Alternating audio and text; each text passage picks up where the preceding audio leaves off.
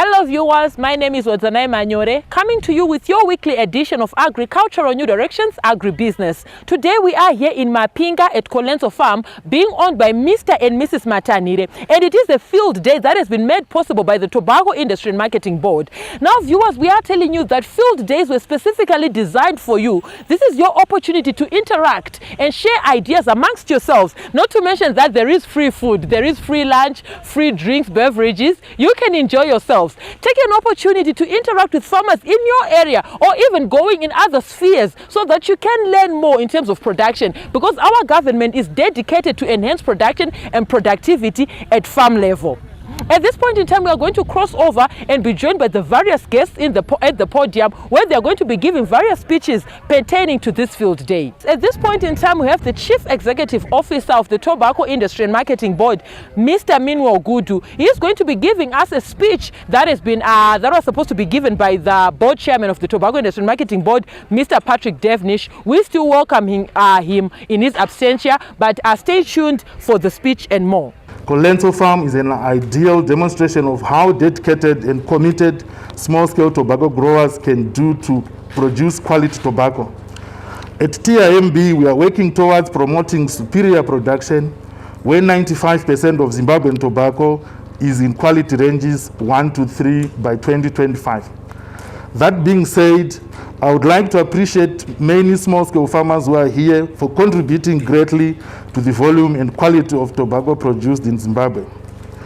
200 million kilograms of tobacco were sold in 2021 marketing season. Did you know that of the 211 million, 133 million kilograms were produced by small-scale farmers? As per the Ministry of Agriculture, Fisheries, Water and Rural Development State of Preparedness for 2021-2022 summer cropping season, the target is to produce a total of 250 million kilograms of tobacco. With the workmanship you have shown, I'm very confident we can reach the target and even surpass it as we work towards a $5 billion industry by 2025. Agriculture is at the epicenter of Vision 2030. To achieve an upper middle income economy status, we must transform tobacco production from surplus-oriented farming to small and medium enterprises. Most of us take it for granted, but farming is a business. It is a means to an end. If we all benefit from early distribution of farming inputs and good rains, we should be able to develop proper business models for our tobacco farming. At this point in time, viewers, we're going to cross over to the podium where we're going to be listening to the speech by Mr. Waira. He is the District Development Coordinator. Stay tuned. As a district, we encourage our farmers to make sure that they prepare for disasters. We have been experiencing a lot of disasters in the district. Veld fires, a number of farmers have been affected. Their infrastructure destroyed by veld fires. And again, during this period, as we go towards the rain season, rains particularly cause a lot of havoc in terms of strong winds and hailstorms as well. Saka tinenge tichikurudzirawo mafarmers edu, make sure that you prepare along those lines to make sure that your crops are actually given a priority in terms of making sure that tinenge tine atinotaya kuti you ensure your crop to make sure that all those damages hamuzowanikwe muchiita malosses hamunozotadza kuita recover. Thank you, viewers, for staying tuned to Agricultural New Directions. At this point in time, we are joined by Mindoro. She is the provincial head of Agri-Tex here in Mashonaland West. You will agree with me that we have got very little forest now left. And as tobacco growers, we are being encouraged to embrace afforestation. Kana wachirima tobacco yako, we should see my plots where you are growing, you're curing wood. We have been given an opportunity to remember gum trees which are fast growing. But per period kura kudero, what are we saying? Let's embrace use of core. Saka, let's prepare for the future by establishing my woodlots At the same time, let's not destroy completely that which is there. Thank you, viewers, for staying tuned to Agricultural New Directions. We are now joined by the head of Inspectorate, Mr. Xavier Muwirimi. He is with the Tobacco Industry and Marketing Board, and he will be talking to us about the various issues pertaining to side marketing. Stay tuned. Ukapiwa ma inputs ne contracting company hande pakundokowa obva wasarudzira kuti wapedza kukowa fojira yako waisa mumabhero obva wati beta ndinoitengesera kune imwe kambani isiri yakakupa ma inputs iyoyo ndo yatiri kuti iside marketing. Muri kuzvigona sei varimi kuita side marketing? Kune nzira dzakawanda dziri kushandiswa nevarimi kuti vaite side marketing. One, kana varimi vachinge vakohwa fodya, kune vakomana vanofamba muarea umu, vamwe vanouya nemotikari dzinenge dzasakara kuhararoko, voti ukandipa mabhero 10 ini ndobva ndakupa motikari. Iyoyo inonzi side marketing. Unenge uchitoita contravene section 40 of the Tobacco Industry and Marketing Act chapter 20.18. Vakomana vakakubata veinspector veTimb vakakuendesa kumapurisa, ukatongwa unogona kupiwa iwo mutongo we6 months uri mujeri. Mhuri yako itonzwa kuti baba vakaenda kujeri nokuda kwokuti vakatadza kutengesa zvakanaka fodya. Saka tikukurudzira varimi kuti iyo nzira yekuti munoita bartering yetobacco yamamborima, endesai fodya yamunenge makohwa kukambani yakakupai fodya. On that note, viewers, we've come to the end of the first segment. We are going to go on a short commercial break. We'll be right back with this and more in the second segment. Stay tuned.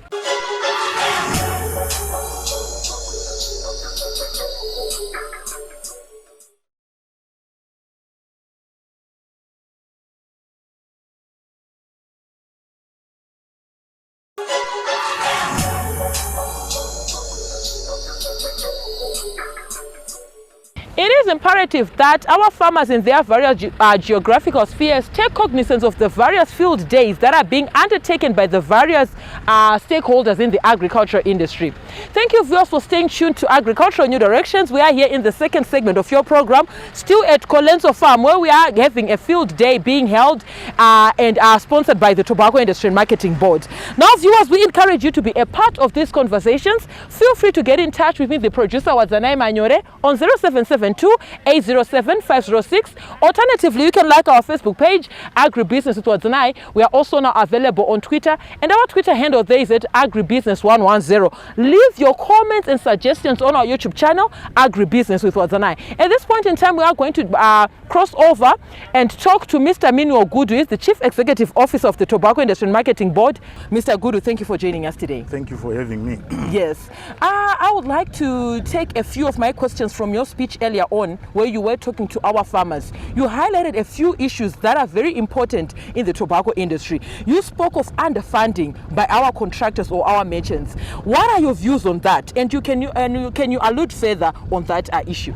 Okay, we do have a new regulations in the tobacco industry where there's a requirement for tobacco farmers to be funded to the tune of $1,000 per hectare and $4,000 per hectare for small scale and large scale farmers respectively. So what we have done is, as TIMB, we audit all the inputs that are given out by contractors to the farmers, and any farmers who receive inputs that are less than the stipulated amount, these farmers are decontracted. So I call upon all farmers who are underfunded to visit any nearest TIMB offices so that at least we can decontract them.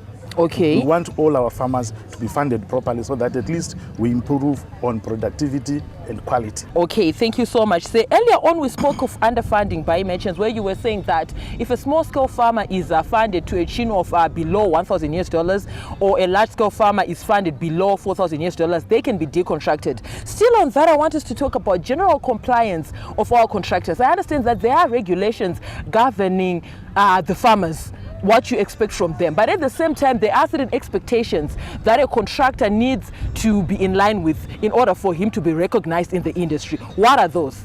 Okay, we do have plus or minus 40 contractors, and out of those around 9 are not compliant, and we have actually written to them to say, pull up your socks. If you are not compliant by 30th of September, we might be forced to suspend your operation. Okay. When we talk about compliance, we are really talking about providing certain regulatory returns to TIMB.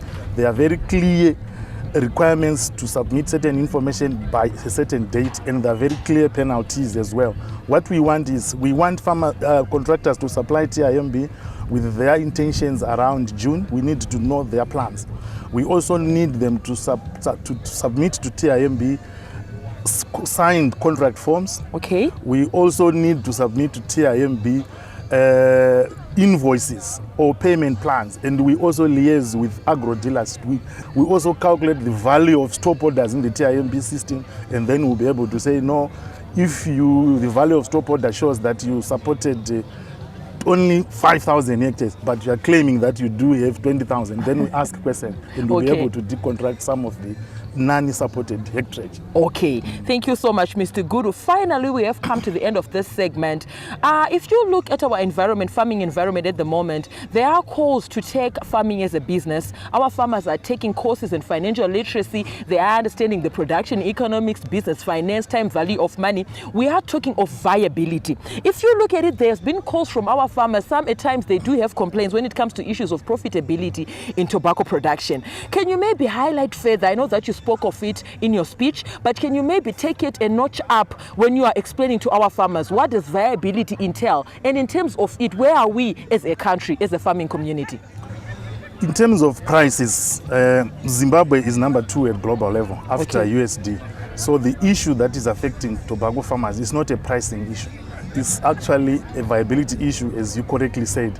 And the viability issues are driven by mainly the increased cost of production. Okay. Number 1.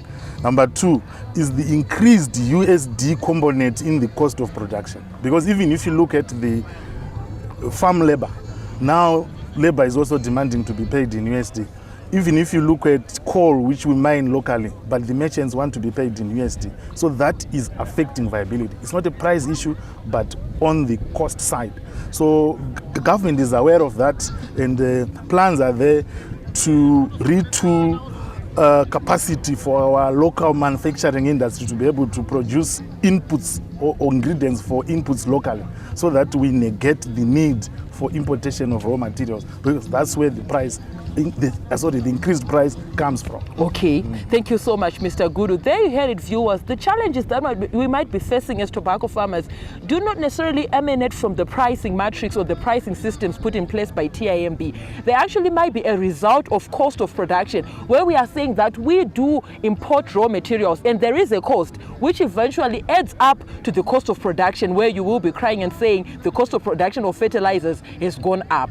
At this point in time, I'm joined by Mr. Blessing Dokotera. He is the COO of the Tobacco Industry and Marketing Board. Mr. Dokotera, thank you for joining us today. Thank you, Wazana. Yes, as we get into our discussion, Mr. Dokotera, I want to align my questions mainly to the technical side of production of tobacco in Zimbabwe. Can we talk about the issues surrounding the price matrix? There's always been issues whereby the farmers say the price matrix doesn't change. Why? Why is it that it's always $4.99 from 2001 and now we are 2021? Why is it that the price is never changed? Your brief explanation on that. Thank you very much, Wazana. I think the first issue we have to explain here is the issue of the grade price matrix. The grade price matrix is the benchmark that we use for pricing on the contract floors, and this is obtained from sales on the auction floor, where we get the average price for each and every grade. That is what we use as a benchmark, as a minimum price for the prices that obtained on the contract floors. Coming to the issue of the $4.99, yes, TIMB, according to the current statutes obtained in the Tobacco Industry and Marketing Act, we are only mandated to set the minimum price. We cannot set the highest price. So naturally, because we've got quite a number of buyers bidding on the auction floor, we say the highest bidder is the one who gets the tobacco. So naturally, it's a certain silent arrangement, which is the way when these buyers get $4.99, they cannot go beyond that on the auction floors. So like I said, we don't have the necessary tools in terms of legislation to try and change that arrangement. But I think something we are looking forward to change going forward. Yes. Thank you so much, Blessing. There you heard it, viewers. This was Mr. Dokotera. He is with the Tobacco Industry Marketing Board. He was taking us through the technical side of tobacco production, where he was saying that there is a nexus between the tobacco grade and eventually its price. Obviously, in any case, the best quality gets the best price. On that note, viewers, we're gonna go on a short commercial break. We'll be right back with this and more in the third and final segment. Stay tuned.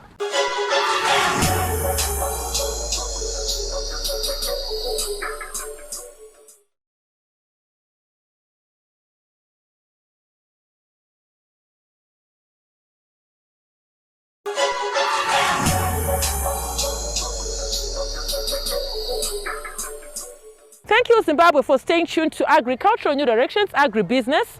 We are in the third and final segment of your program, where we are going to be having the various guests talk to us in terms of tobacco production. At this point in time, I am joined by Mr. Muvirimi. He is the head of inspectorate at the Tobacco Industry and Marketing Board, and he's going to be telling us about issues surrounding side marketing. Mr. Muvirimi, thank you for joining us today. Thank you, Wadzanai, for having me. As I highlighted just now, I want us to talk about issues surrounding side marketing, its detrimental effects on sustainable production of tobacco in Zimbabwe, and even how it affects the economy at a national level. Okay, thank you, Wadzanai, for the question. You know what? More than 90% of the tobacco which is being produced in Zimbabwe is being supported by contractors. So these contractors are putting in money for the production of tobacco in Zimbabwe, on the understanding that they will be in a position to recoup their investment through delivery of tobacco by those who would have been contracted. Yes. So the challenge now is they are failing to recover their monies from the farmers, because the farmers are not delivering tobacco to them, but actually they are side marketing. So the challenge is, if they continuously do that, it means in the long run they will even fail to even invest a single cent into the industry. Yes. So ultimately the industry will collapse, because we won't have any contractor putting his or her money into the industry. And at the end of the day, as you know, tobacco contributes a lot of foreign currency towards the national fiscus. Yes. So at the end of the day, other sectors of the economy also suffer, because it is the same money that is used to rehabilitate our roads. It is the same money that is then also used even to rehabilitate our schools and even other infrastructures. So we would definitely have a serious problem if farmers continue to side market tobacco. Mr. Muwiri, moving right along, I want us to talk about side marketing being once viewed as a civil matter. Okay. But now we are looking at it as a criminal act. Okay. Can you maybe take us through that? Okay, thank you, Wadzanai, for the question. Actually, what has been happening is, I think other sectors of those who are supposed to be enforcing the law, they've been viewing it probably as a civil matter between the contractor and the farmer. Okay. But actually, we've got the Stop Order Act. The Stop Order Act is quite clear in terms of recovery of loans. It actually stipulates that if a farmer or somebody who have got a registered stop order fails to deliver or his farm produce that has been registered, he can actually face a jail term of up to 5 years, and can actually be fined to the tune of 3 times the value of the farm produce that would have been side marketed. Side marketing is no longer viewed as a civil matter like what was happening in the past. It's actually a criminal offense, and farmers need to take heed, because ignorance doesn't have defense. At this point in time, I am joined by the Mashonaland West Regional Manager, Mr. Brighton Nyangombe. Mr. Nyangombe, thank you for joining us today. Thank you, Wadzanai. Yes, Mr. Nyangombe, I want us to talk about the expectations, what you expect as a technical manager in terms of a farmer in Karoyo in Mashonaland West. What activities is he supposed to be doing at this point in time? Thank you so much, Wada.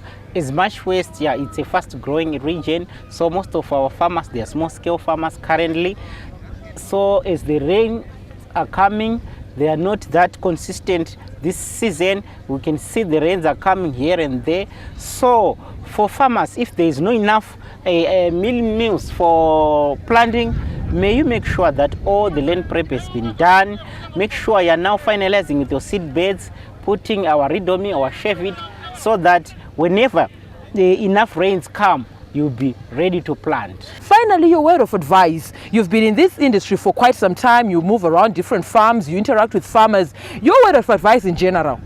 Thank you, Wadza. So what you are saying, make sure all the ridges are in place, is land preparation. Also make sure all the fertilizers are in place. We have a challenge whereby farmers just plant tobacco without fertilizer.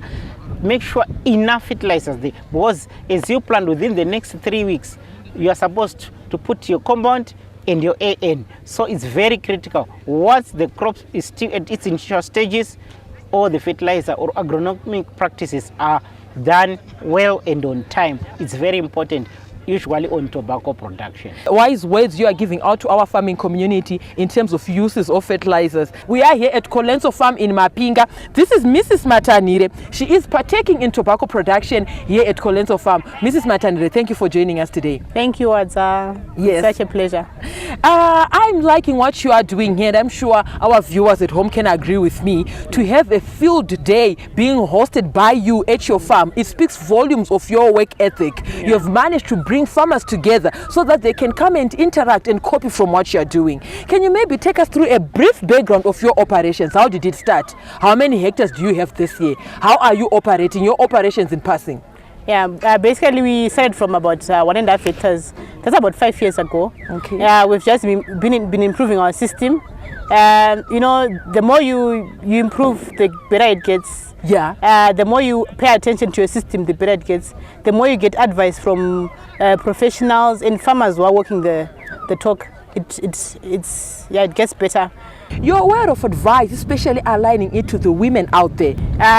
It needs a very hard back, a very strong back actually, to be doing farming. Farming in general, I won't be specific with tobacco. Farming, you need a very thick skin to do it. But it's all a business. Be good with your figures. Be good with a lot of things. But I think it's the way to go. I've got actually a lot of women that have inspired me, and we are going.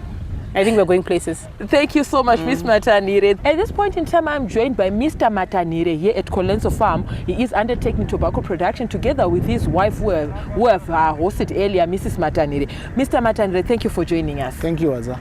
I would like you to talk about your experience in this journey of tobacco production. I understand that Ms. Matanire earlier on told me that you started with 1.5 hectares, but now you are at 25 hectares irrigated crop. Yes. Can you tell us your experiences and some of the challenges that it might be encountering along this journey?